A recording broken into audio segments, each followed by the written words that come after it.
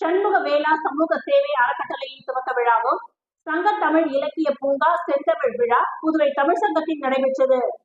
புதுவை தமிழ் சங்கம் வெங்கடா நகரில் நடைபெற்றது. இதில் தமிழ்தாய் வாழ்த்து பாடப்பட்டது. பத்மநாபன் அவர்கள் தலைமையேற்று நடத்தினார். வரவேற்புரையை சண்முக முருகவேல் வழங்கினார். சிறப்பு விருந்தினராக மயிலம் பொம்மபுர ஆதீனம் 20ஆம் பட்டம் ஸ்ரீ சிவஞான பாலசுவாமிகள், ஏம்பலம் ஆர் செல்வம் சட்டப்பேரவை தலைவர், புதுவை தமிழ் சங்க தலைவர் முத்து அவர்கள், கலை பண்பாட்டுத்துறை இயக்குநர் கலிய பெருமாள், கலை மாமணி புலவர் ஆதிகேசவன் ஆகியோர் சிறப்புரை வழங்கினார்கள். பாரதி சுடர் நீலகண்டன் தமிழன் தொகுப்புரை வழங்கினார். புதுவை புவனா ஐயனார் எழுதிய நெருப்பில் பூத்த பூ சிறு கதைகளின் தொகுப்பு வெளியிடப்பட்டது. கவிஞர் கொற்றவை குமரன் எழுதிய கருவாட்டு சாம்பார், முனைவர் பேரறிவாளன் பாஸ்கரன் எழுதிய ராசம்மா கவியம், பாரதி சுடர் நீலகண்ட தமிழன் எழுதிய தலைப்பு இன்னும் தலைப்பு வைக்கவில்லை என்ற நூல்கள் வெளியிடப்பட்டது.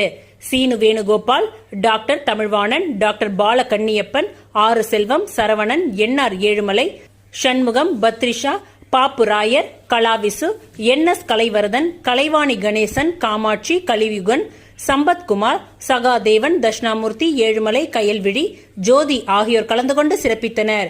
ஜேக்கப் தனபால், ஆறுமுகம், சத்யா என்கின்ற பூபாலன், NR ஏழுமலை, கணபதி, தஷ்னா, ஐயனார், வெங்கடாச்சலபதி, முருகையன், சுப்புலட்சுமி நிர்வாகிகள் இந்நிகழ்ச்சியை நடத்தி வைத்தனர்.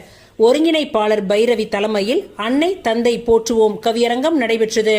பாண்டியன் பேராசிரியர் நன்றியுரை கூறினார்.